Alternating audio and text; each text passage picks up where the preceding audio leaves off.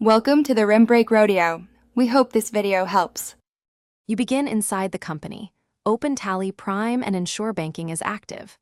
Once done, go to Gateway of Tally, then Accounts Info, and choose Check Layouts to access check range settings. You need the checkbook details at hand, starting and ending numbers, and the exact bank account ledger, because Tally maps those ranges per ledger. Make sure your company date and financial year match the check series to avoid mismatch when assigning ranges. Now, select the bank ledger you want to modify. You will enter the starting check number and the ending check number. Include any prefix or suffix if your bank prints one. Once you input the range, save the configuration. Tally links ranges to ledgers so checks print and reconcile correctly.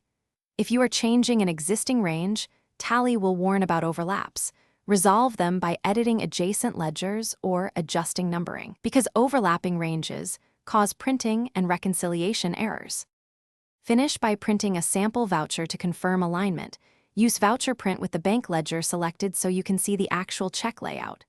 Once validated, reconcile issued check numbers against the bank statement to ensure continuity. If print alignment is off, tweak the check layout margins. If ranges overlap, edit the affected ledger ranges or remove the conflicting range. Remember, backups before changes help. Restore if mass edits go wrong, and then reapply the corrected range settings. Thanks for watching. Consider subscribing if we helped you.